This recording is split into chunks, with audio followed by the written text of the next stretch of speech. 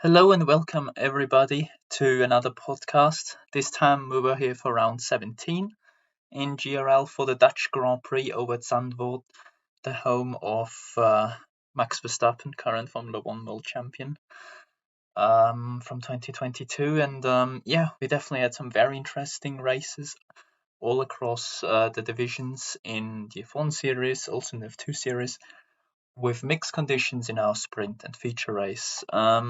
With me today, once again, I've Blade. As we said last week, we're likely we'll meet up again for another review of the next Grand Prix, which, as said, was the Dutch Grand Prix. And I would say let's just head over to the action and not lose too much time.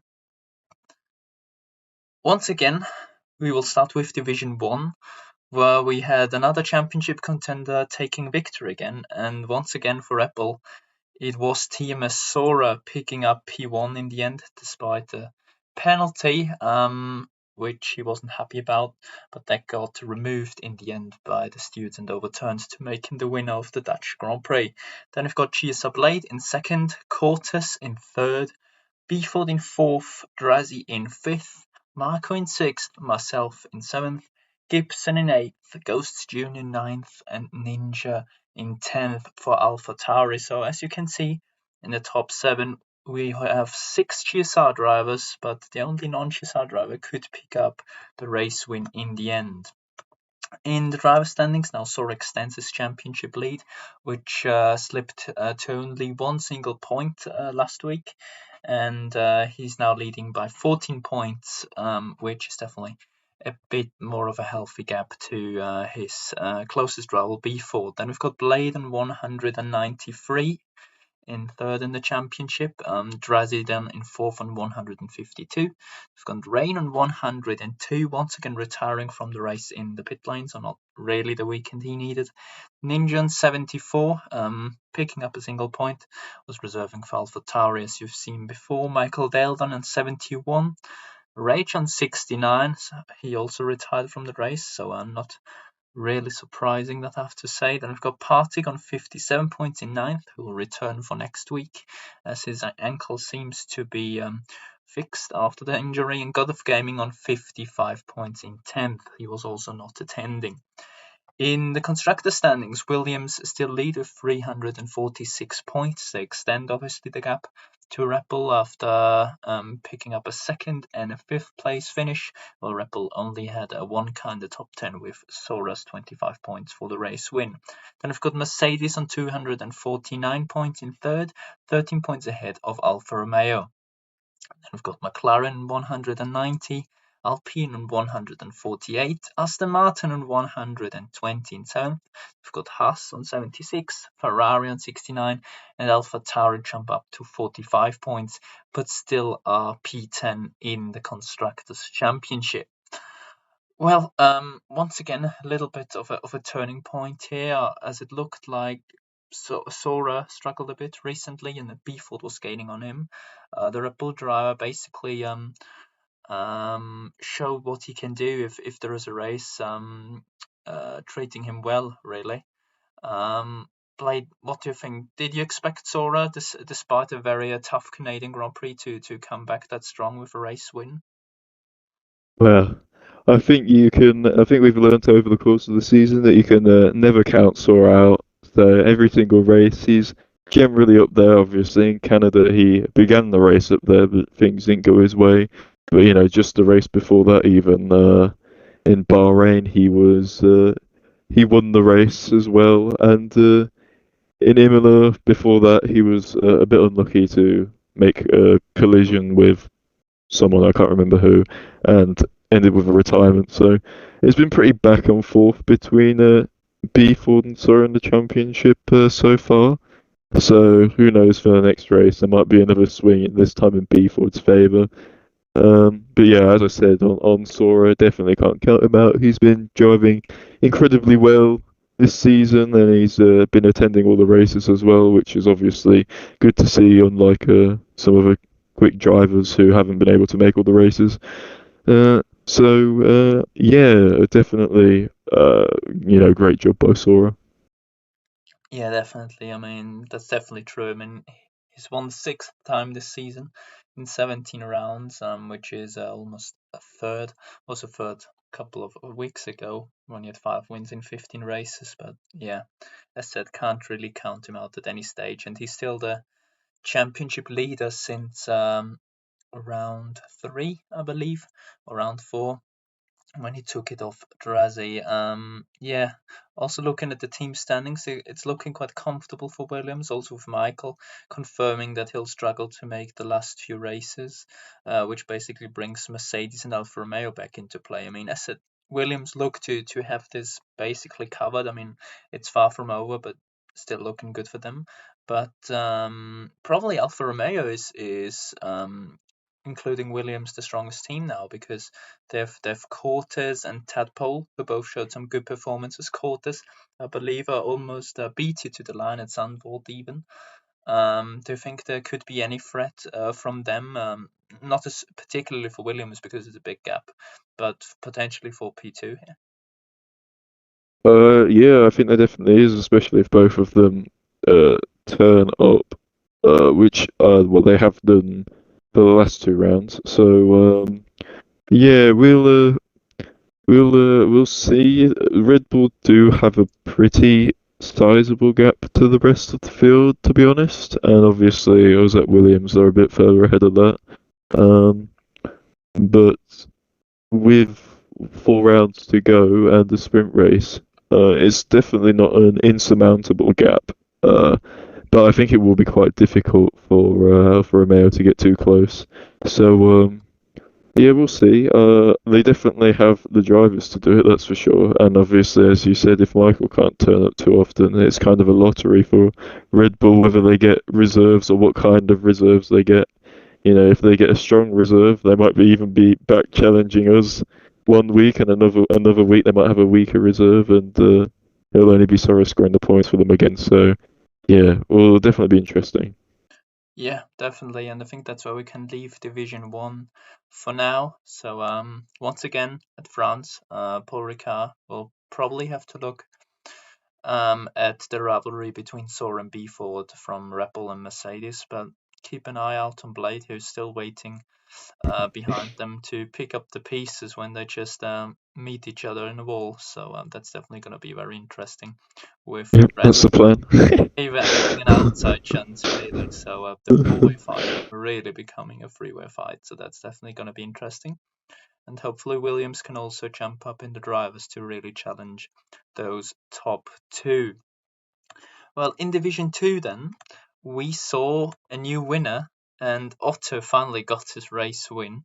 Was about time really for the Alfa Romeo driver. Distin then finishes in second, Cleven third, finally picking up the podium after being a bottle job the last few weeks. And then we've got Jackster in fourth, Lloyd in P5, then Dan in sixth, Fire Dolphin on his debut in GRL, the GSR driver picks up P7, Delta in 8th on his first no assist race, Siege in ninth, and Omalo in 10th, who at one stage in the race was the net race leader.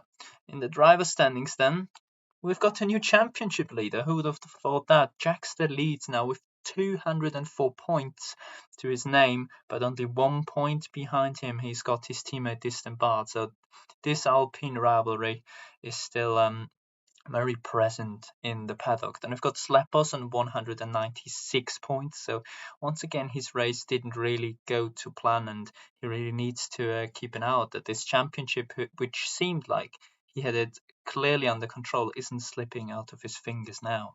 Otto Donington then on 157 points, even though he won't challenge for the title, as he's looking to prove some interesting new air in Division 1 from next week onwards. And we've got Lloyd on 115 points, sitting in a quite a safe fifth place for now. Then we've got Dan on 90 points, Cleb on 82, and then the battle back there with Delton Torpen on 65 points and Dylan Baxter on 56. In the team standings, I mean, this has quite some Division 6 driver standings vibes, if you can call it like that. Alpine now on 425 points, only needing 3 more points at France really to wrap up the Constructor Standings Championship at their home soil, really, as Ferrari sit on 243 in second, Red Bull then on 214, so they still have a shot at this second place in the Constructors Championship, but obviously not the place they wanted at the start of the season. Aston Martin on 194 points, also they can look at the top three position maybe at the end of the 24 rounds. They've got Mercedes on 173, 1 point ahead of Alfa Romeo. Then we've got Haas on 128, with Williams on 97 points, AlphaTauri 92, and McLaren on 65. Well, we talked about it, that Slapper's championship lead was under massive danger, really, to get taken over by one of the Alpines, and now basically both of them just took P1 off him, and now he finds himself in P3. I mean, we could see that he was struggling a little bit recently, but surely this probably makes his current state even worse, doesn't it? Yeah, definitely. I mean, to lose the championship lead, I think we mentioned this at one point. To think that Slapbus wouldn't be the first driver to hit 200 points uh, is pretty Yeah, crazy. So yeah, uh, obviously it's definitely not ideal for Slapbus. I'm sure he definitely didn't plan to lose his championship lead this weekend, but you know like with Sora, you can never count him out. You can see him like in the next couple of races, he could bring it back. So even though he has lost the lead, he'll definitely be looking to take it back. But I think moving on from that, Bard and Jackster have been having a really strong season, and I think you have to recognise that as well. Um, so yeah, definitely, it definitely is very spicy in the Div 2 with the top three drivers only being separated by 8 points with 4 rounds to go. There's a lot of points to be gained and lost in these next 4 rounds. So definitely, I think whoever comes out on top would have well and truly deserved this one. So I'm really excited to see what happens. yeah, definitely. And I mean, as I said earlier about the Constructors' Championship potentially being decided this week. I mean, if only one Ferrari turns up, Alpine basically won the constructors before the lights even go out. I mean, surely for both Jackson, Dist, and Bard, it's now a really good feeling that they probably know they've wrapped up the constructors already and can really go 110% on the drivers. Does that surely gives you a bit of safer feeling in the driver standings? Yeah, I think so. I mean, they probably knew they'd won it quite a long time ago, considering how big of a points margin they had. Um, but yeah, I think it's well definitely for them one less thing to think about, and they can just focus completely on themselves. I think still they won't be looking to take each other out every race, but I don't think they'll be letting each other past. You know, team orders won't be happening down at Alpine for the rest of this season, that's for sure. So, yeah, it doesn't bode well for their Alpine teammates in the overall because if they start battling each other too hard, it could cost them a bit of points in the overall. I don't think they'll be thinking too much about the overall though, because I think they would want the elusive drivers championship in Div 2. So. Yeah, fair enough. And now it's time to jinx one of those three. Who's gonna lead after France then?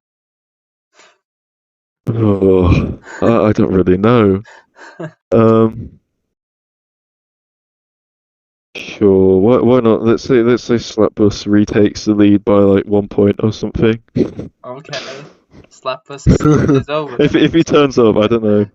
Yeah, he had declined, but he's back now on the attendance for Ferrari, so he'll try to take the fight to the two Alpines for sure. So that's going to be interesting. So either Slappers actually leads and you've thrown a blinder there, or he probably ends his race in a wall. But I can't see that actually happening because the walls in France are so far away. If you manage to actually end up there, you probably deserve it. But yeah, that's Division 2 from this week.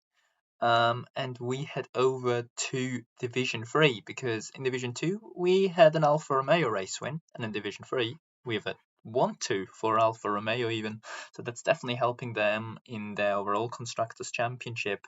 Where despite in the morning, early morning really of the day of race day, Jam saying he absolutely despises Zandvoort.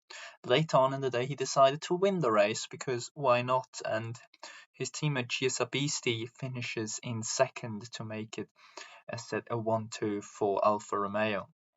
Then we've got F1 XL Kimi in third, making I think this his first GRL podium in Division 3. Then we've got Kick Sora, full-time reserve in fourth for Alpine, so not really probably what Williams' team wants to see because Esselaham finishes in fifth only. Greenhorn then in sixth, with QT Thomas in seventh, AJ Nolan in eighth, Dom in ninth for Reppel after turning up again after a couple of weeks as a break for him. And then we've got James in 10th, but I strongly believe he retired from the race actually, so he's not picking up any points. In the driver standings then, obviously Esselaham still leads the way with, as I just have a look at the driver standings, a couple of points obviously. He is leading with 227 points. At this rate, with Jam on 152, Job on 150, and AJ Nolan then on 80 points, with Heated on 71, some Pikachu on 68, Thomas on 65, and so on. So that's definitely a big gap already for Ham being created, and now Jam also being second. So the two SLR brothers, leading the drivers with a 1-2 pretty much.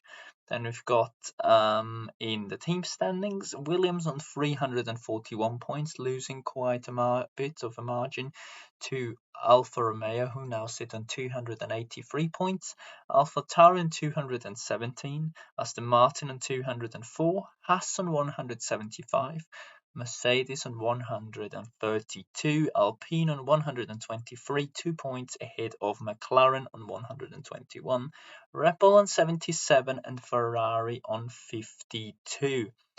I mean, Ham obviously had some wheel glitches or whatever going on. He also mentioned something of having all assists turned on, so I'm sure he had his fun with braking assist or whatever at the start of the Dutch Grand Prix in Zandvoort. But yeah, you have probably paid tribute really to Alfa Romeo for this. Obviously, Ham missing out on a potential race win, and they are there to pick up a 1-2. I mean, that's quite remarkable, isn't it? Yeah, definitely a very strong performance from Alfa Romeo. I think they have a pretty strong team overall. And yeah, they definitely capitalized on Ham's issues, obviously. So definitely good for them. Also, only just, but it keeps the championship alive for at least another race. So I guess that's a good thing. But Yeah, yeah, yeah, definitely. apparently Ham couldn't win the drivers because I was never that good at maths and I messed that up. So yeah, we'll have to Yeah. see. But next week there's a big chance looking at it. Yeah, it's possible. I believe it's yeah. I think Ham needs to basically win with fastest lap and pole, and Jam isn't allowed to score any points if I'm not completely Yeah. mistaken. So Bit of a tall probably order not then. very realistic. I mean, they are brothers, so we never know what could potentially happen. But I think with this big lead, I think they're not really trying to play some team orders here. Yeah. Don't think there's too much need anyway, considering that. Yeah. I think you know, not I don't want to jinx him, but he's pretty much got it wrapped up. So yeah, it's definitely bodes well for Ham. He can sit back a bit and enjoy these last races. Hopefully he still does extremely well because as we at Williams kind of need those points. But yeah, uh, Yeah, I think maybe, well, if Ham does decide to take a slow down a bit for the last races, considering how early he's won the championship, or he will win the championship, whatever, um, it could make things quite interesting. But yeah, we'll see. I'm sure he probably wants to win as many as he can anyway. So Yeah, yeah, I mean, last week, I think, if I'm not mistaken, we said AlphaTauri are in huge troubles of even losing third position to especially Aston Martin, who are only like 13 points behind them. I mean, S Game basically finished off his season early. I think that's probably a good thing for AlphaTauri, isn't it? They'll be relieved to see that Aston Martin basically need the driver that clearly scored the most points for us and even won them a race.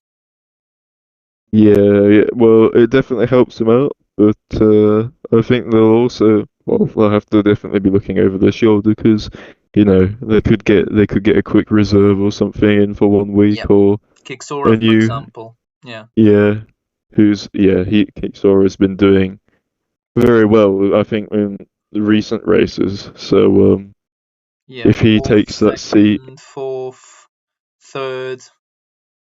Yeah, it's yeah, been in the. I mean, in the Italian Grand Prix, which was his first race, he retired and also got some pens there. But since Imola, so around 14, 15, 16, and 17, he always was in the top four.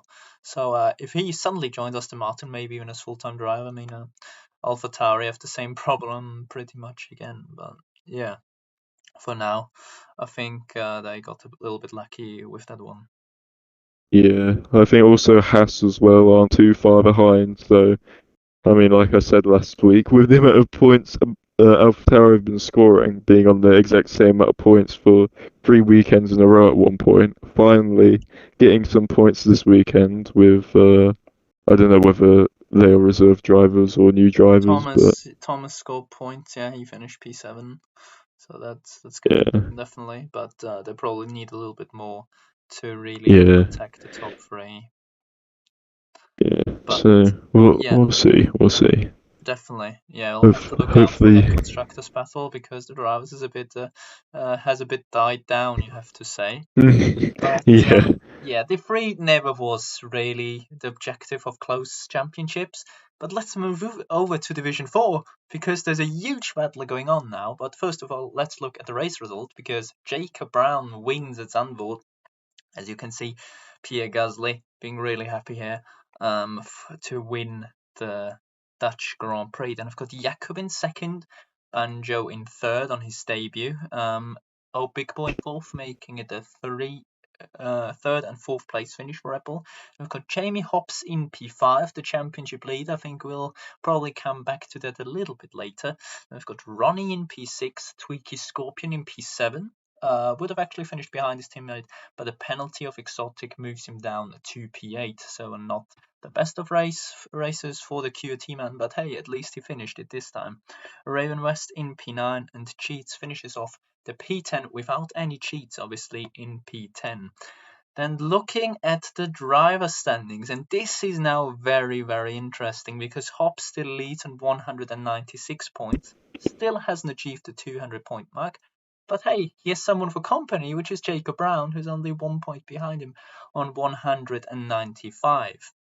And I've got Jakob on 129, so he's still nicely sitting in third position for now to pick up the bronze medal of the season. Then I've got Ronnie 115.5, so he also still has a shot on the All-Star race spot, which is obviously for the top three. Then I've got Krigmit on 107, so after two race wins, two quite difficult races for him. Then I've got Rex on 85.5, looking like this for rounds now, so he's really in a difficult period right now. Then we've got Endron 79, Raven West on 62, finished P9 in probably his last race of the season, as he's got some in real life commitments to come, which is fair enough. Then I've got Michelle on 55.5 and Dobby on 48 for Alpine. Also, he not really going forwards in his championship.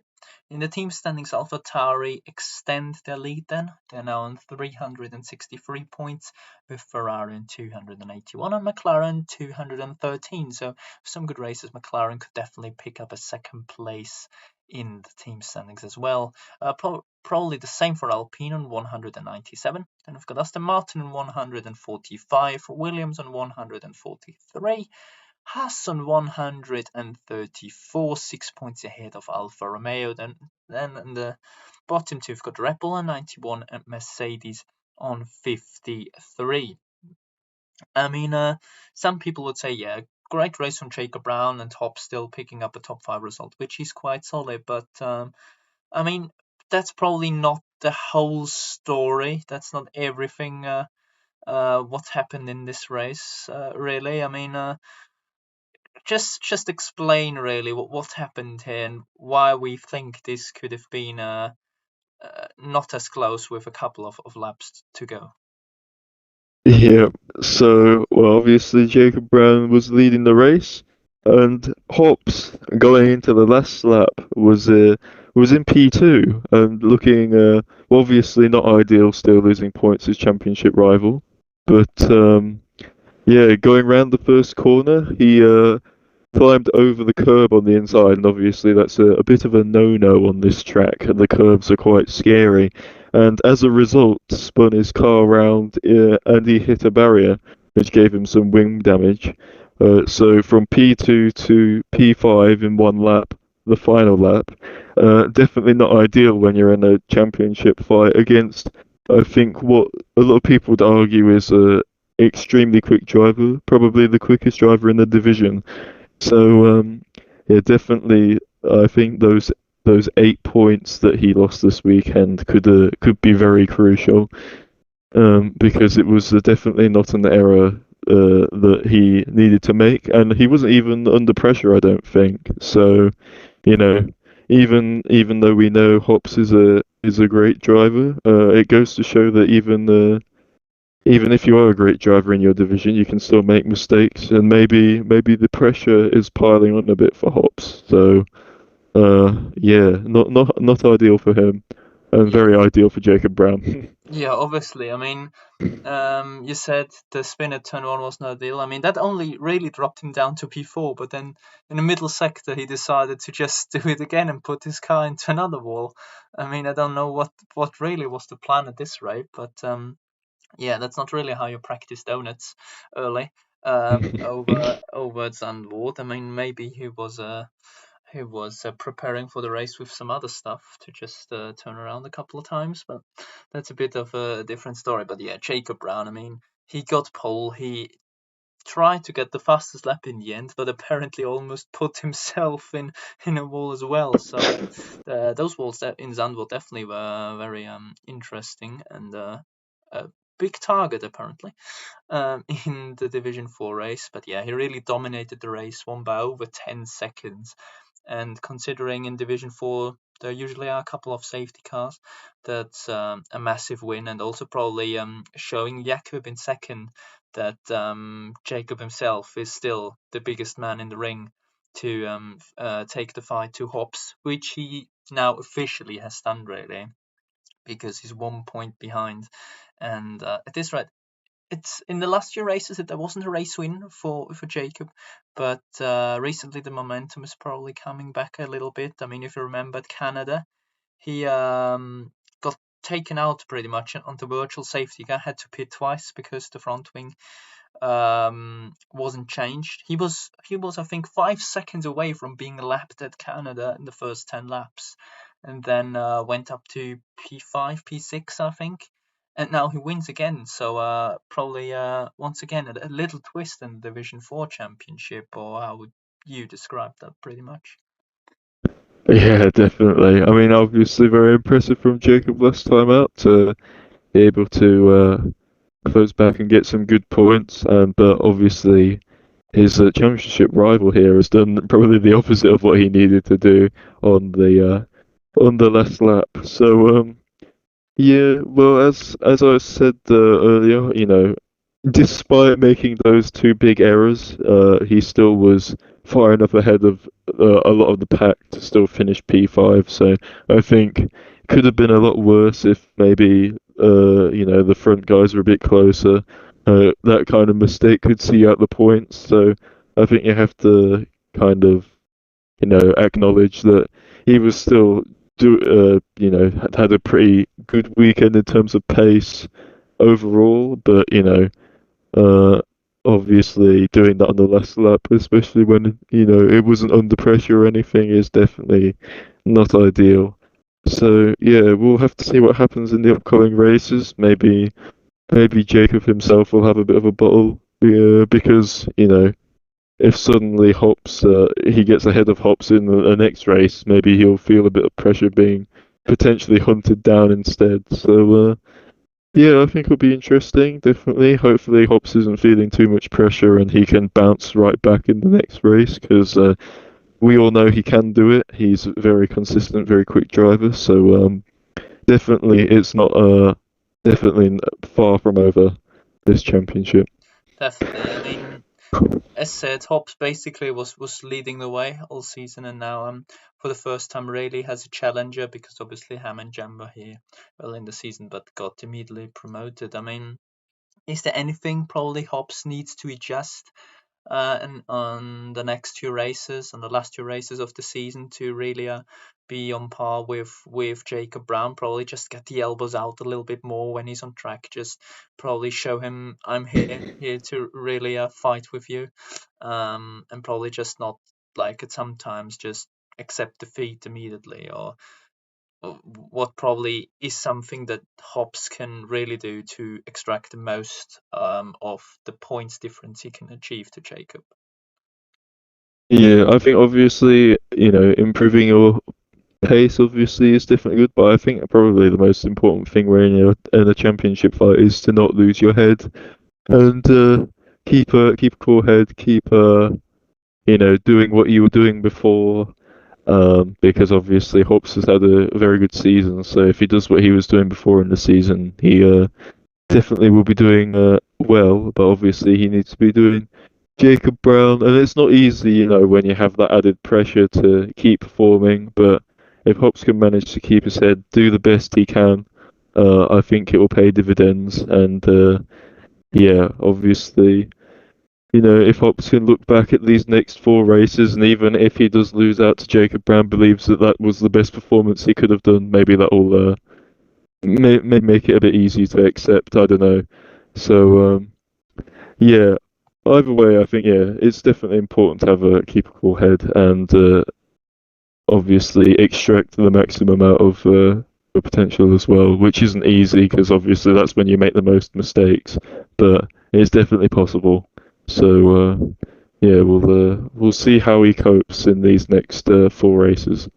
Definitely. 100 points on pure race points available on offer, and that's definitely going to be very interesting on who reaches the 200 points mark first. I assume both of them will at France. If not, one of them probably had an absolute shocker and we'll probably have a different view on the standings next week. But for now, I'd say let's head over to Division 5, where it once again was Heikki who won the Division 5 Grand Prix from the two Mercedes cars of Lewis F1 and Merlin. So it's basically a 1-2-3 finish for Mercedes engines. So they were running nicely over in the Netherlands. Then we've got Maka, the championship leader, in fourth, so almost damage limitation, you could say, for him. Then we've got Paloma in P5, boosted up in sixth.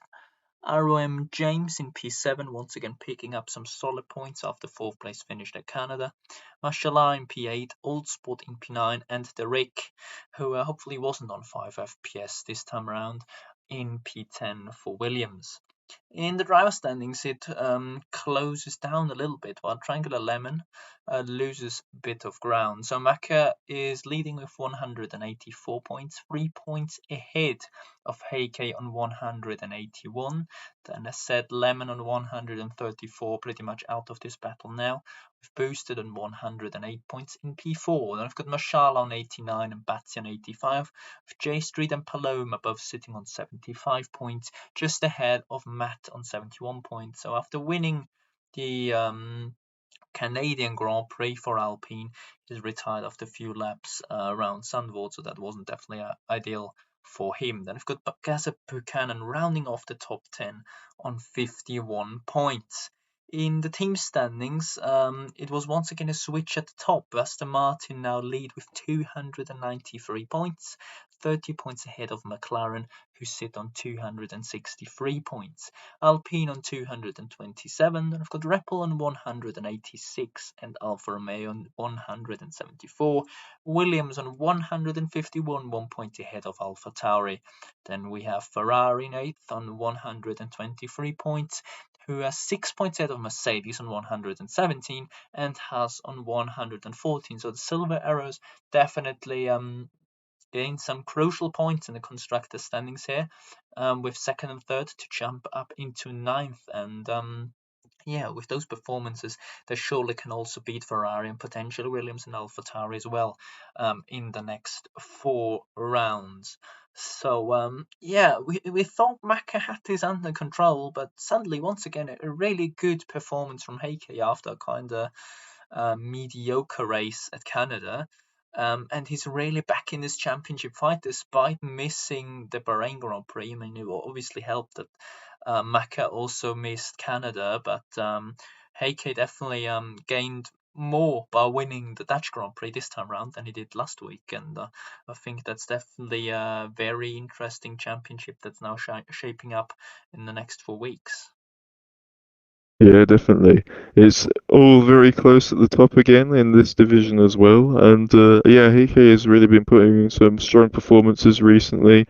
Obviously, Maka couldn't quite hold on to, get in better positions.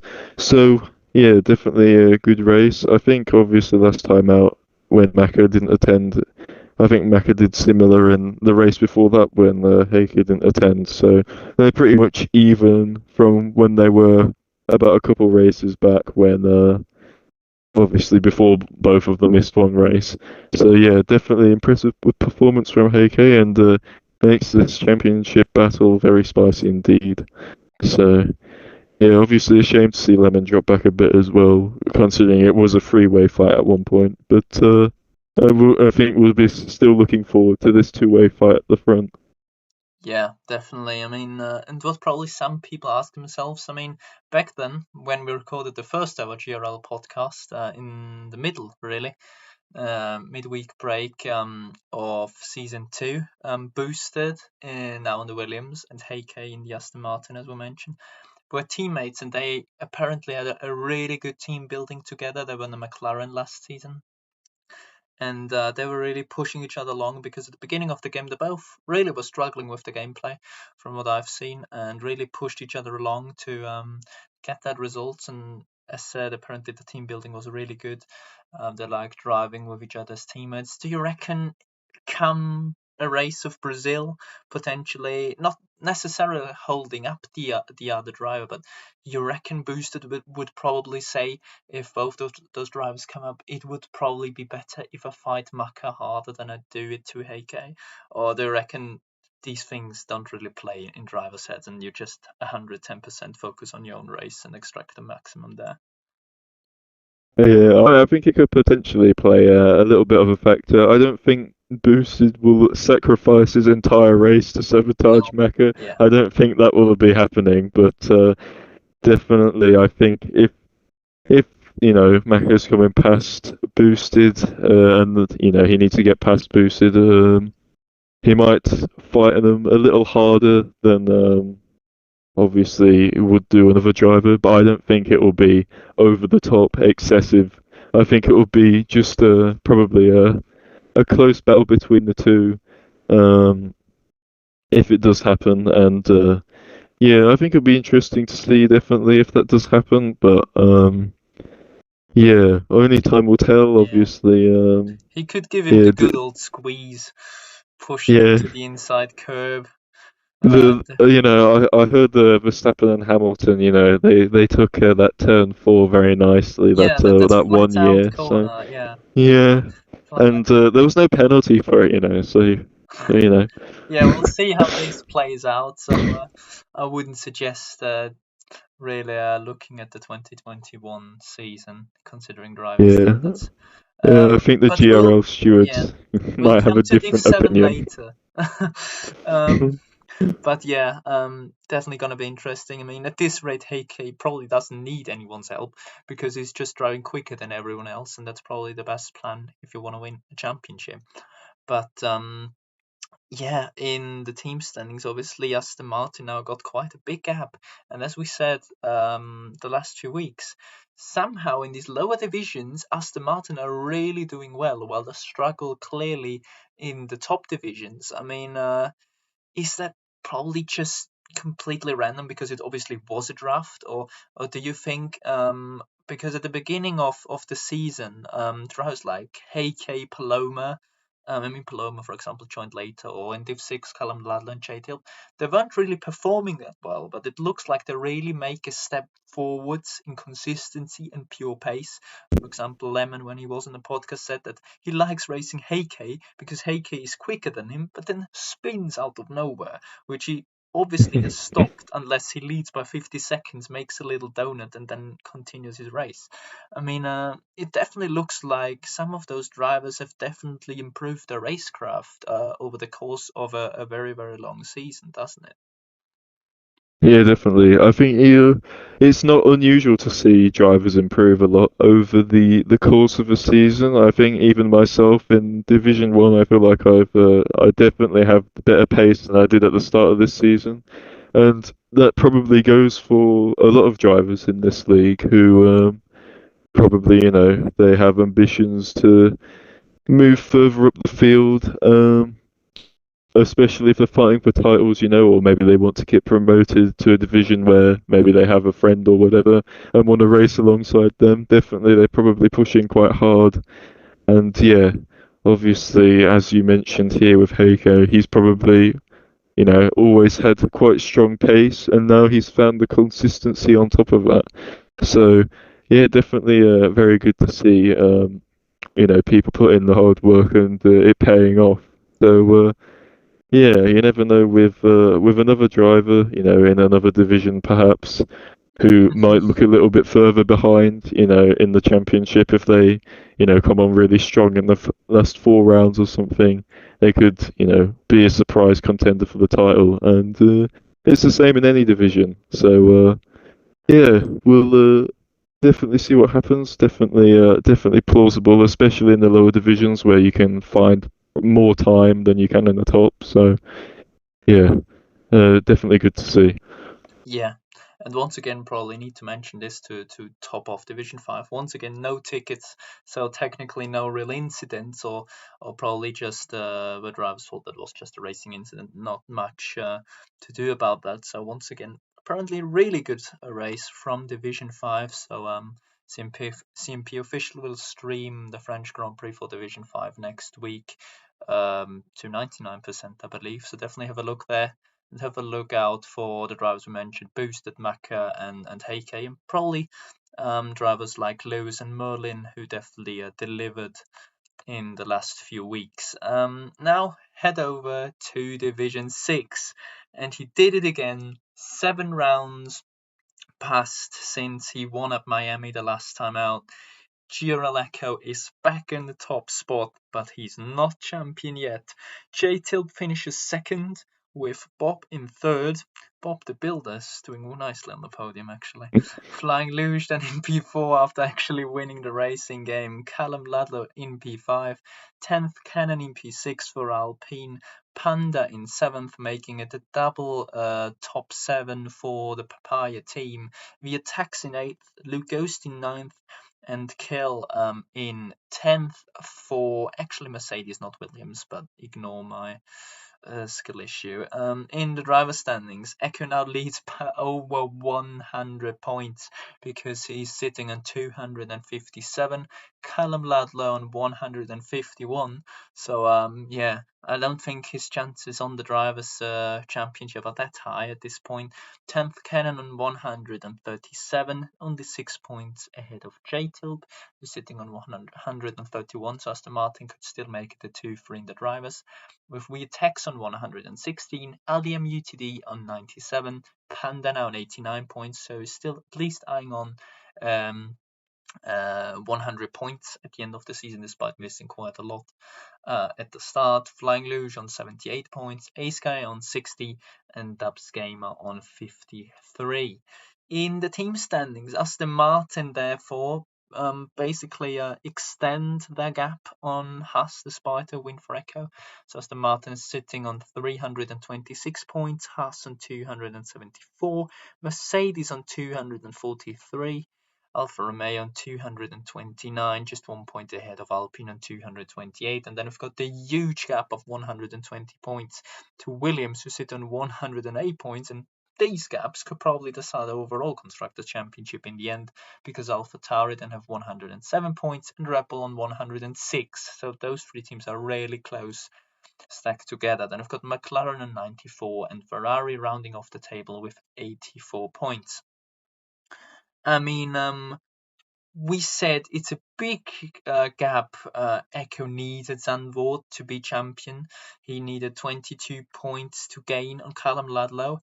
I mean, in the end, it wasn't 22 points, but he wasn't too far off either. I think it was 15 points or 16, depending on fastest lap on pole position. But he's really pushing to get the championship wrapped up, theoretically, obviously, as soon as possible, isn't he? Because once again, even though he doesn't cross the line in first, he tickets something he thinks is illegal from one of his competitors and wants to get that race win. I mean, he wants the championship to 120%. Yeah, definitely. I mean, we could have said this about the past couple of weeks, but I think Echo needs a telescope to see how far back the competition is in this championship, or in terms of the drivers' standings, because he's definitely been the most dominant driver in any division in this league. So yeah, definitely a very impressive performance from Echo, and obviously, nice for him personally to get another win again, because it's been quite a while, and obviously probably always feels good to get a win, even though the competition are probably crying a bit because they don't want you to be getting a win when you're that far ahead in the title. But yeah, as I said, definitely a very good job from Echo, and I think he's looking to be the first GRL champion in season 3, because it's very much very possible in the next round, that's for sure. Yeah, I mean, what could have happened if you turned up for F2 this week? Nobody will ever know. But yeah, definitely. I mean, as said, Flying Luge could have won that race for Mercedes, but due to moving under braking, it didn't quite work. I mean, that's probably also a topic we could talk about, probably a little bit different than in the other podcasts, because obviously it has luckily a little bit less in real life effect if you move on the braking than you actually do it on the racetrack. But considering how the stewards dealt with it, how they gave a reprimand and a 5-second time penalty, despite there wasn't a collision, because obviously the outcome isn't really the reason on why a certain penalty is being given. But do you reckon moving on the braking in league racing is still quite needs to be punished hard to avoid it, because it can really cause massive crashes? Or do you think you probably should reduce it a little bit because it's not that big of a deal? Definitely, it's definitely not advised to move under braking in any form of racing. I think it causes unnecessary collisions, and um, probably, if they do it really bad, it can ruin two people's races, and it's not even one of theirs fault. So I definitely think it's you know definitely should be punished if it's, well, obviously it depends on how severe the moving under braking. If they're just Yeah, like moving very, very slightly over to the left or right, perhaps then maybe it's not quite necessary. Maybe just a warning. But obviously, if it's obvious, very aggressive, very yeah, defensive and reactive move, you can't really be having that in racing. And you have some people in the open lobbies, who do that every single lap, and I think everyone in this league would agree that it's not nice when someone in a random open lobby when you're fighting against them just randomly moves across in front of you in the braking zone and just causes unnecessary collisions, and then you get straight lined later in the race because they think it's your fault. You know, definitely not ideal. So yeah, I think definitely sometimes these things are unnecessary, and I'm sure that Luge is disappointed, but he won this race on track, and obviously he knows now not to make the same move because it'll be penalised, and if he takes that to face value, he'll maybe next time win out, which would be nice to see.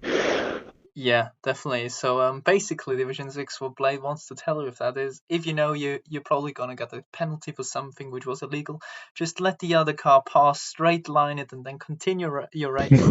That's definitely gonna create a bigger gap to the competition behind. So can't wait for the next Div 6 race, because that's actually gonna get streamed by ARC Hilly. So now I can't wait for suddenly overtakes and then cars in the wall. So that's definitely gonna be very interesting. Um, oh God, what have I just started? But yeah, as said, with moving and the braking, it's obviously also difficult because nowadays in racing, stewards generally judge things differently, and obviously there's also difference between moving under braking itself and braking diagonal, really. Because some people recognize that as moving under braking, which it isn't, because I can kind of have an angle with my car and brake in that angle, but still do not move under the braking itself. I just brake straight to not turn the wheels, because then obviously I have a lockup and so on, but that's going too far. But overall, yeah, Echo leads the drivers, I mean, with such a big margin, and I think if he's in champion this week, I would be really surprised, like after France. So I think all the other drivers on the grid will probably have to agree that he was just on a different planet of consistency and pace this season. And I mean, what do you think? I mean, he has been challenged really this season, but surely Echo has to be in contention for drive of the season. Oh yeah, no doubt, no doubt, because obviously he's got an absolutely massive margin to the rest of the field. I think winning the championship so early on in itself is a statement of how good he's been. So yeah, definitely wouldn't be surprised to see him as one of the favourites for driver of the season because I think performances like this can't go unnoticed and should be rewarded. So yeah, definitely. He's got some very strong competition in terms of driver of the season. So we'll see what who is decided to be the driver of the season. But I wouldn't be surprised if it does turn out to be Echo. But like I said, there are very very strong competitors. So I also wouldn't be surprised to not see Echo get the driver of the season award, let's say. But yeah, definitely a great contender and a great season from him. Yeah, definitely, and that's, I think, where we can stop the praising of the very likely future Div 6 champion Echo, and move over to Division 7, where it was Wargasm who won for Alpine once more, with Kieran in second. Surprise, I think that's like his fourth second place in a row. Spud Racing finally finishing on the podium, so you must be delighted about that. That Spud Racing could actually see the checkered flag before hitting a wall. I mean, that's a rare sight, really. Browns the Buns in fourth, continuing his top 5 streak for now, I think 6 rounds. Archie in P5, Marley in P6. Marley would have finished fourth, but with a penalty, he dropped down to 6th. Then we've got Zadman in P7, so huge points for him in the Alpha Tauri. Same for Sparky with P8. Both of them will be delighted about that. Um, to achieve a haul of points for their team and themselves in the driver standings, because both of them still have quite a solid chance on a top 10 finish in the driver standings. It's Bright only ninth. I mean, he started with a drive throw and ended in the wall. I mean, it really wasn't his race at Zandvoort. And Toxic Finn in 10th, but I also believe he retired from the session, so won't receive that point in the standings. Talking about the standings, Kieran extends his championship lead. He's now on 229 points. We've got It's Bright on 182.5, with Orgasm now in third, passing McMessy and Matthew, who were just too focused on each other. So Orgasm is on 138, McMessy on 117. Matthew on 114.5, Browns the Bunt suddenly being involved on 111. We've got Spud Racing moving up and passing Terrific Gamer, because Spud Racing is on 67 points, while Terrific Gamer is on 65. Then we've got Marley on 49.5, so he's closing in on that 50 points mark. And Rangers on 35 in P10, so it's a double top 10 for now for McLaren. In the Constructors' Championship, Ferrari's lead to McLaren is not that big anymore, because Ferrari are on 350 points, with McLaren on 327 and Mercedes on 207, so they are already 120 points behind second place. Aston Martin then on 178 points, with Alpine on 150 and AlphaTauri on 141. So it could be quite close come the end of the season between those three, especially if Sebman and Brown Spans keep those performances up. Same for Alpine with Wargasm and potentially Mr. Leo. And we've got Red Bull on 108 points. Haas now moving up to 99 points and passing Alfa Romeo, who sit on 97 points.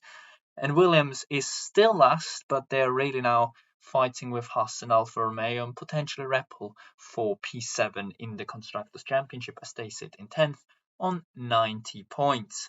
I mean, first of all, let's talk about the story of the weekend. Spud Racing on the podium. What's your reaction? I mean, unbelievable. As soon as I saw this result, I had a party. I can't lie. I was celebrating with some pizza because, yeah, I think in all seriousness, Spud Racing is definitely a very quick driver in this division, but I think we can both agree, me and you, Atom, that he hasn't quite had the consistency that Uh, we've been looking for. he was So, consistent, well, but yeah, in the wall. yeah, So to finally convert probably a well-deserved podium, it's good to see because I think he's missed out a couple of times on a podium from a little mistake. So yeah, all I can say is keep it up, and we can if he does keep it up, he'll be rewarded with some more champagne on the podium. So And it's not yeah. champagne anymore. It's only what? Prosecco, I Oh, think. rose water, whatever they The, call it. the I don't know. rose. Yeah, oh, I only know it's called Ferrari are Ferrari. always on. Yeah, Ferrari, they're always on the podium. So Yeah, you you'll get know, rewarded with some Ferrari. yeah, Ferrari drink. I'm sure everyone wants that, and then you can bottle your strategies next race. So Well, yeah. fantastic. I Like mean, Bright bottled the race win. yeah. I mean, how often? 3 times. I mean, he thought the future was bright, but it wasn't. Yeah.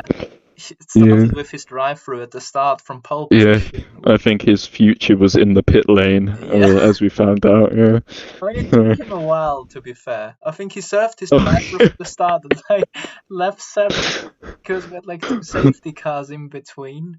Um, because I felt like his bride was confident there was not going to be a safety car, because Sandvoort, div 7, what could potentially go wrong here? Um, but yeah, and then he lost his wing like 2, 3 times. Obviously, because Marley just decided to cut some grass in the banked corner. It's like, let's look if the grass is banked as well. yeah. That wasn't too good. And then he just to finish it off in style. He just thought like, there's this big fat sausage curve. I'm gonna go over that right now. Final lap, podium position, and that all went. So he could have been in every position at this race, but he really messed it up sadly. While Kieran finished second. I mean, Wargasm once again did a really good job by winning, I think, for the second time after being fourth last time round. And yeah, I mean, Kieran is just simply unbelievable. I mean, if you go through the results Kieran has had since round one, we've got a P2, a P7, a P4, a P5. Then he isn't even classified at Portugal, which isn't ideal. Then we've got a P2, another P2, a P1, a P3, a P3, another third place, another third place. Then in Italy wasn't classified because he retired. Then a second place in Imola. Then he wasn't classified once more in Bahrain, interestingly. Oh yeah, because they both retired, yeah. Second in Canada and second in Zandvoort. So he probably collected almost 8 to 10 podiums so far. So it's really unbelievable how consistent he is. I mean, he's close to Echo's consistency, isn't he? With the fact that Echo has even less DNFs probably. Yeah, definitely. I think Kieran will be getting tired of that Ferrari drink because yeah, he would. I'm sure his little character in game would have been sipping on that for you know uh pretty much every race. So yeah, yeah, pretty incredible consistency. Definitely what you need in the championship battle. It's pretty much between, a consistent driver and probably a ridiculously quick driver, but very, very inconsistent driver. So it is an interesting dynamic in this championship. I think I mentioned that of Bright's 200 of Bright's 182.5 points, 150 of those points came from race wins. So yeah, pretty crazy statistic. Um, but I think, looking at the results, even more of probably Kieran's got even more points from getting second places because that seems to be his favourite position. Yeah, second Well, and third for sure. second or third, yeah. I mean, So, he finished third 4 times in a row. I mean, it's unreal. I mean, if you finish third every time in every Division One race, I think you would lead now. So this is how it works out in Div One. I mean, yeah, Kieran would lead Div One. I mean, let's be happy he's in Div yeah, Seven. He yeah. would just beat you in the championship.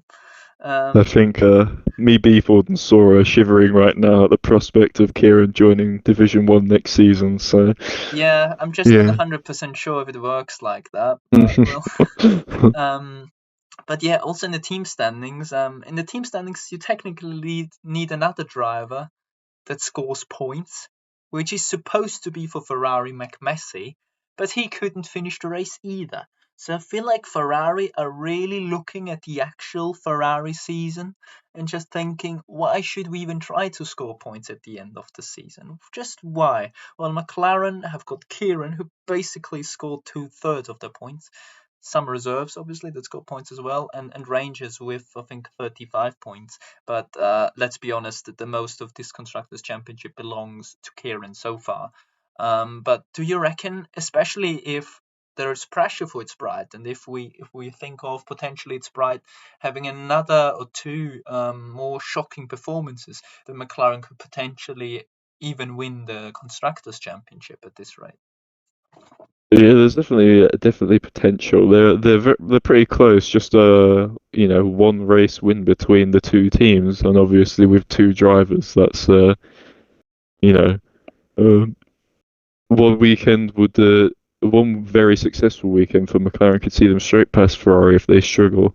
But I think it will be difficult. I'm not too sure. It depends on Bright's form because I'm sure probably at least one of these next four races he will probably dominate. But it will be down to whether he can do that for more than just that one race. So Yeah, definitely. yeah, and obviously McMessy has been scoring points here and there. He's pretty high up in the drivers' standings, but I think as of late he hasn't been scoring too many points. That's for sure. I think he's only gained in the last I don't know how many rounds. The last 4 rounds, he's only really gained 12 points. Yeah, yeah, So definitely. And from yeah, not earlier scored more. mm, Same with Matthew, for example, because he said yeah, since he won a race, he's cursed. He retires every race, which is really ideal because suddenly the monster himself is behind him in the driver's standings. Browns the Buns is yep, ready to fight for this third place. I mean, your two favorite drivers had a great run this week with Spud and Browns the Buns. I mean, this rate, Browns the Buns could at least finish fourth in the standings. I mean, let's be honest, especially considering the run he had in the last two races. I mean, if we go on from where was that? From the Japanese Grand Prix round 11, he finished fourth, sixth, second, sixth, fourth, fifth, and now fourth again. The guy's unreal. yeah. He's like I said, he's definitely been doing very well as of late, and obviously being the beast he is, I'm sure he'll be in fourth at no time at all, and I think first not too long after that. So, Yeah, yeah, this season it's I Browns the mean, Buns. Maybe next season it's Beast the Buns. So you never know. yeah, he definitely has been coming on strong these past couple races. I think he'll be looking for a race win because I don't think he's managed to quite get that yet. But I could actually see him getting a race win in these last four Yeah, races. I'm sure definitely. he'll definitely be targeting that. Yeah. And So season 3.5 is just around the corner. And I mean, Kieran and its bride, no matter how many divisions there will be, I think it's very likely, it's at least possible, that Kieran and its bride won't be in the same division as some of those drivers here now. So if we start again in a couple of weeks' time, potentially Browns the Buns could be one of the people like Orgasm who suddenly are really in the championship fight because they really have much momentum, and especially after a good season, I think maybe I can push a little bit more and as said, have the momentum to push forward at this rate. So I think also season 3.5 probably in the lower division is going to be very interesting because we kind of know now uh, which people are the consistent ones that just pick up as many points based off the pace, or some like it's Bright who just say I'll win or I'm not here anymore, really. And basically take the checkered flag or pick up front wing damage. So that's definitely also going to be very interesting. But yeah, as said, also for the top 10 positions, for example, maybe we can see the fan favorites of Sparky and Zebman picking up at the end of the season a top 10 finish. But yeah, I think that's where we can finish off Division 7, which obviously also was our final F1 division. And because Blake decided to do some GSR qualifiers, I mean, you didn't really decide, did you? You got decided to do AC qualifiers with great success. And you finished 10th out of 10 in your lobby. Did you? no, No, no, eighth. eighth, Eighth. eighth. Oh yeah, Yeah, sorry. those two positions are very important, Yeah, Patton. It makes me sound a lot less bad. yeah. But Well yeah, done. we made it through. We made it through. That's all Yeah. that matters, right? So Yeah, I mean, obviously due to your pace. I mean, Otto being in yeah, of third or course, something yeah, didn't really matter yeah. too much. But You um, know, um, I would say I would have been second in lobby one. So yeah, but Lobby One was washed. Lobby One was bad. Lobby One was really bad. Um, I mean, wasn't I would have still probably not beaten it, but hey, that's why I picked them and not main top driver. But from those not really important esports things, let's go over to the main stuff, which is GRL Formula 2. Where I said you weren't there, so I have to run through all the action.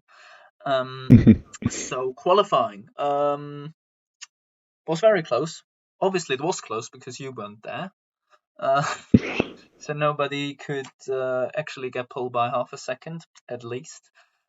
So it was Distant Bart who got pulled from his teammate Gibson, who beat me by 10 hundredths of a second. So I was third. And Dara actually outqualified Sparky. I mean, unreal, because that usually, is the most shocking news I've heard all day. yeah, I mean, recently it really seemed like Dara didn't have the pace of Sparky, and Sparky could just show that in F2 cars he's ready to be on the pace of him, not the one drivers like we are, but of Dara. But yeah, then it said wet for the sprint race, but the game said no, you're gonna start on hards because it actually was dry, but it was supposed to be wet. This is where the great radar whatever system of the one game comes into play. We started on the hards, but obviously it said light rain on the radar from start to finish, which was interesting. Well, not from start to finish, but it was supposed to dry up in the end, but start wet. It was dry at the start though. Then around lap 5, I believe, it suddenly, or 4, started raining. But because it's very useful, Mark didn't suggest any strategy calls. So yeah, we're going on, and suddenly, like, the top 3 or 4 pitting for wet. So the best drivers who can cope with the best conditions, who were obviously Browns, the Buns, and myself, just decided to stick that out on the slick tires because why not? Sandboard is tough to overtake, and if it doesn't rain too much, and I mean, you only have wets in F2 as well. So if it's only inter conditions, probably the wets aren't ideal either because they overheat. But yeah, in the end, my strategy almost worked out because Dara, before the pit stop, was 10 to 15 seconds ahead of me, and in the end, pitted, passed me, and won the race by over 30 seconds, I think. So my strategy almost worked out there. Jacob Brown finished second behind Dara.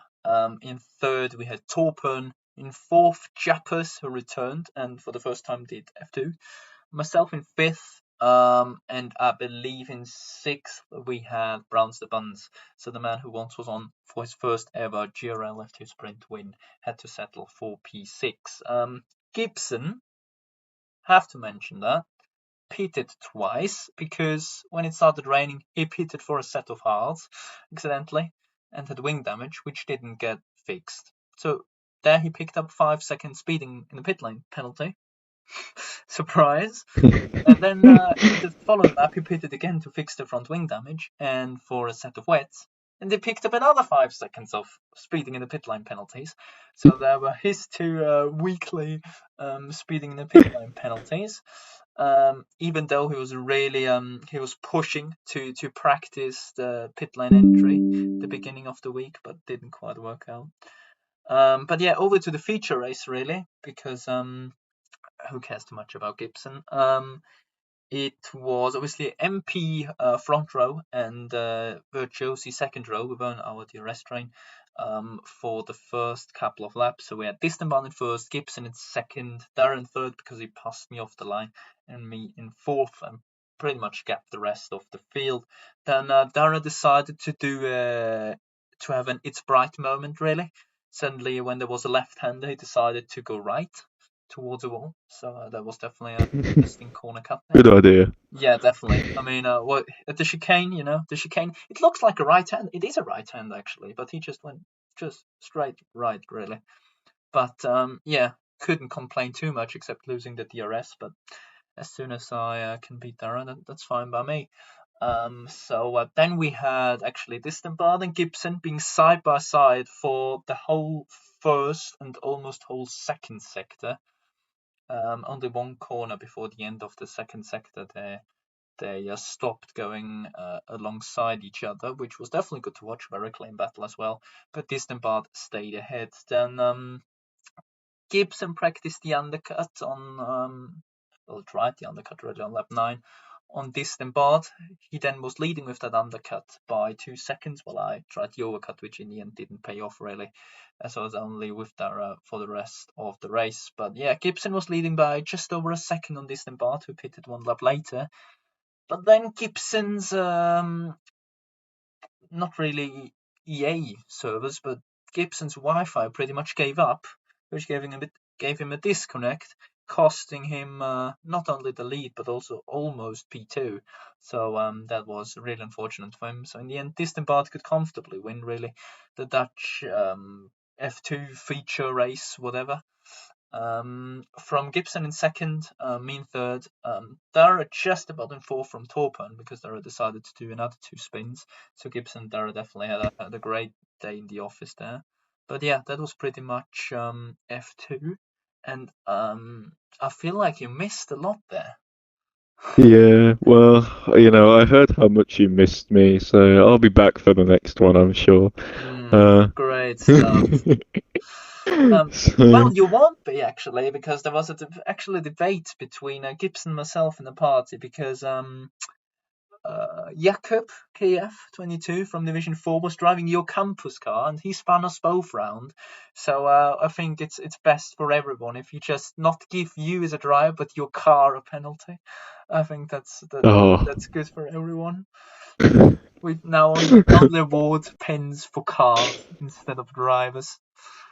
Yeah, oh dear, I'm gonna end up with a quali ban then, I'm sure. So, I They already gave race myself ban, one in Canada, so race ban. Yeah, race well, I ban. served it this race, so Yeah, I planned ahead. I knew that my car would get a race ban. For this race, I just didn't have turned up, yeah. definitely. But, Tutorial on how to nerf blade then. Because I missed it once again. From the banter, really quick over to the overall constructors. I know this is painful. Alpine has leading with 1,050 what 1,586 points. Now it's correct. Aston Martin in second on 1,504. Williams on 1,460.5 points. Alfa Romeo on 1,354. McLaren on 1,298.5. Ferrari on 1,281. Mercedes on 1,280.5. Red Bull on 1,241, AlphaTauri on 1,162, and finally rounding off the table, Haas with 1,067.5 points. God, we're doing a shorter season next time round. But yeah, numbers are hard.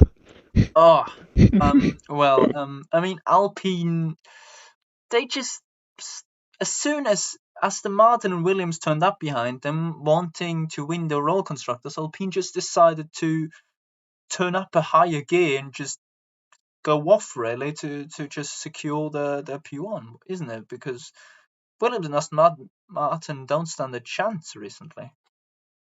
Yeah, I mean, if there's 8 gears in the Formula One car, and Alpine have managed to find ninth, so uh, yeah, I mean they've been doing well. All of their drivers have been performing, which is definitely brilliant for. I don't even know where they're based in real life, but brilliant for wherever they're France, based team. Yeah, France, yeah, probably.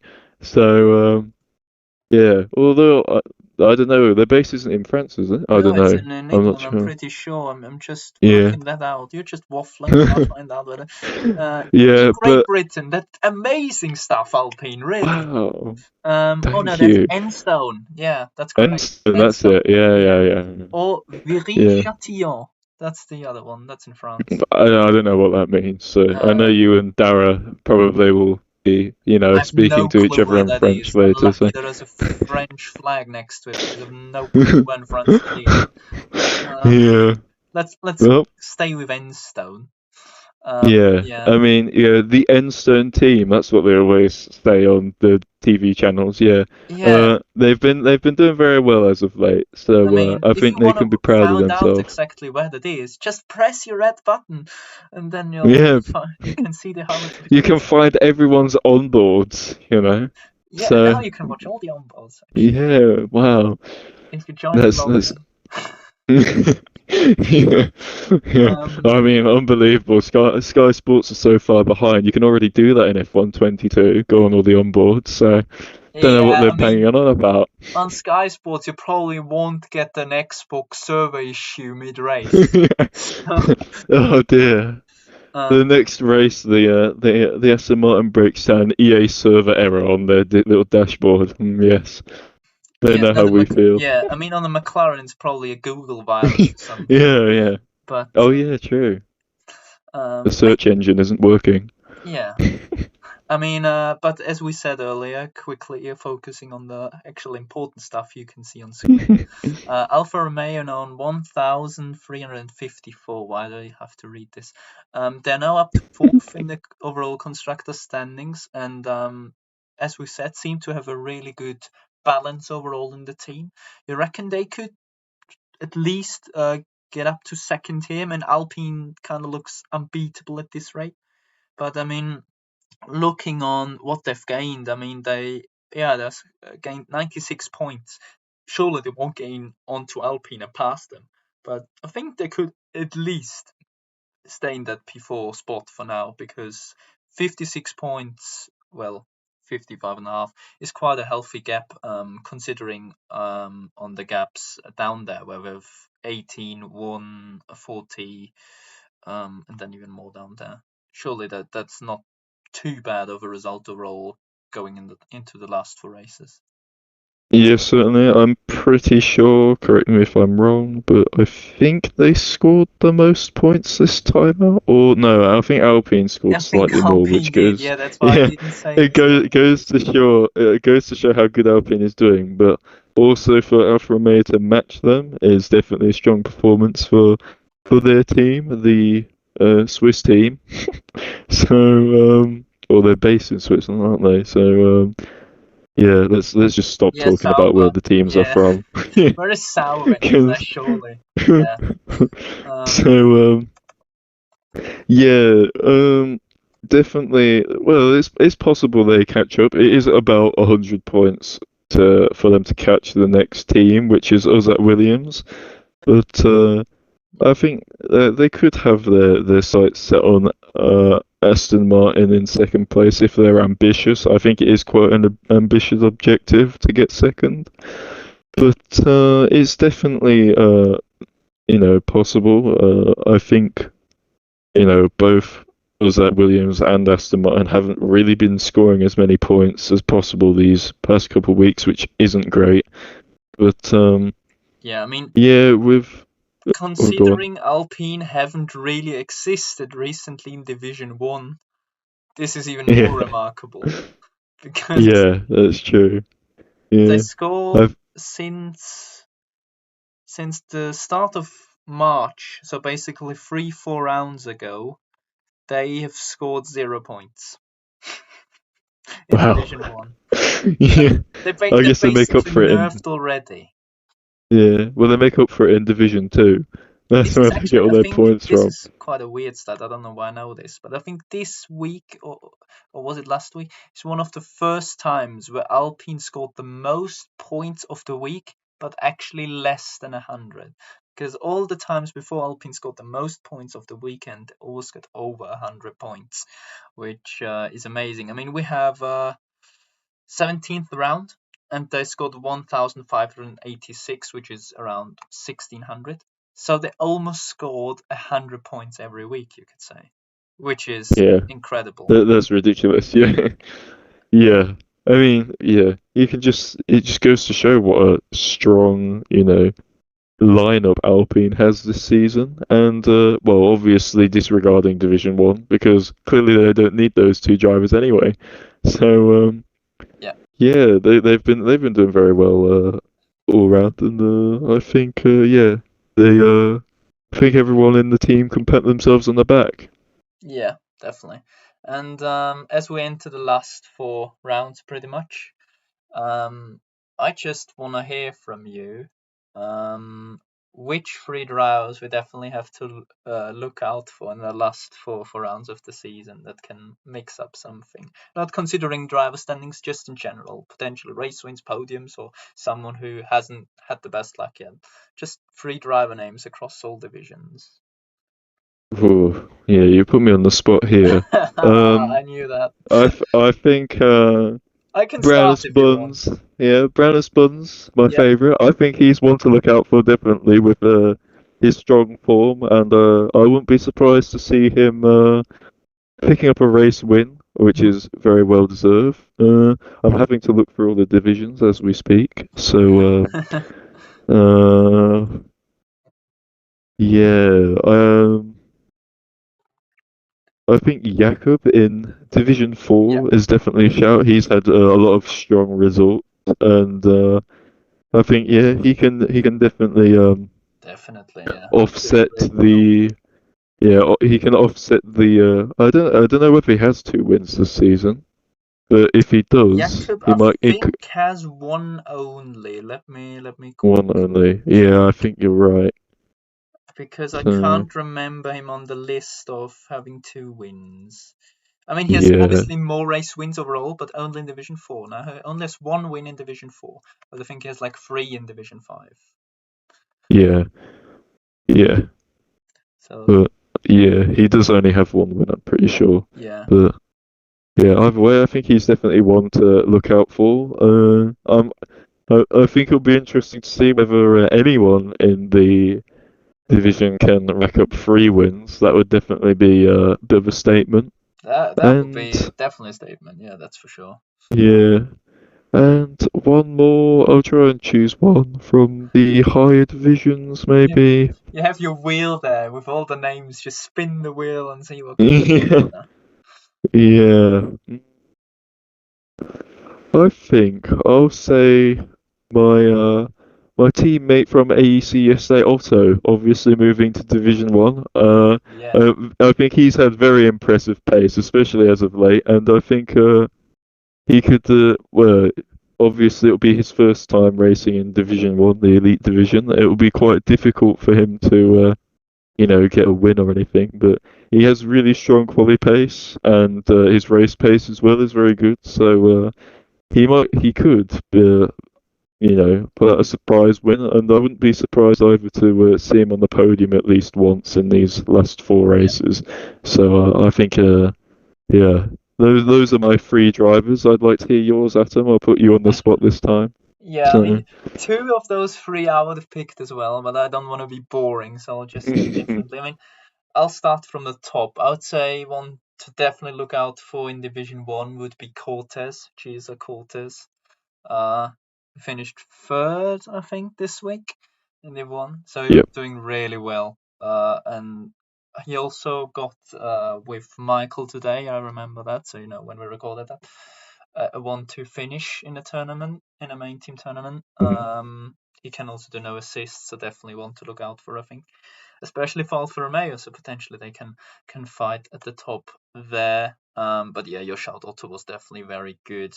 Then in Division 3, I think we'll have at least one new winner, and that new winner is going to be Kiksora. He was doing really well. I mean, it's not really a surprise, is it? Because he already had good finishes but couldn't win a race yet. But I say he will win one of the last 4 rounds where both Ham and Jam are on the podium, so it's not boring. So that's definitely interesting. And then I'm just the last one. I'm very, very confident. There's going to be some chaos race in Div 7, 110%. And I exactly know to 120% that one person, this podium is going to be Sparky. I just can feel it since the start of the Yes. season. Sparky is going to be on a fucking podium. That's definitely gonna happen. In Yep. Brazil, hopefully, to wrap up the season, Yeah.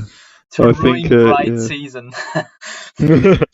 Yeah, I think some very, very good drivers here that you shouted out. Especially, I approve of the final pick.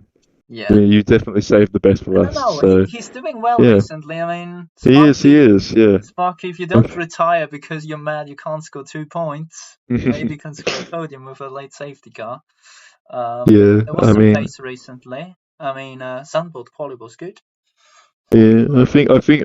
To be fair to Sparky, I have big respect for we know that he may not quite have the pace of the top drivers in the Div 7, but you can't ignore he scored points in a lot of the I think 3 of the last 4 races, and that's because Yeah, he finishes the races, you know. considering So the you yeah races where Bright didn't win, I think if you just take races where neither Bright or Sparky won, I think Sparky had more points finishes. yeah, that is true. So no, But uh, yeah, definitely. Also good it for would be sticking very out. It nice to just see. proves that just don't retire in the pits, just stick it out there and your potential will get rewarded with some points. Like we Yeah. saw, I think with a P7 at Abu Dhabi or Hungary, P8 a couple of weeks ago, I think P7 this week. or P8 that was. Yeah, P8 and 7. P7 in Bahrain. Yeah, so still, yeah, I mean, still got to score the points. But yeah, that's our picks. So keep an eye out for what was this? In Div 1, it was Cortez and Otter. In Div 4, you said Jakob. In Div 3, you said Kicksora. And in Div 7, we said Sparky and Browns the Buns. Browns the Buns definitely want to look out for Yeah. with his form. But yeah, that was actually pick a good driver and a little bit reviewing the Dutch Grand Prix. Definitely one of the top weekends I've watched recently. Definitely some interesting races, despite it being a quite tight and difficult circuit. And probably one of the toughest ones to actually hook a lap up, because I personally couldn't put a lap together in qualifying. I mean, that's not a surprise because I'm probably one of the worst qualifiers divisions that one's ever seen. But I mean, I gotta say it now, with my blocked final run in quali, not very happy about that.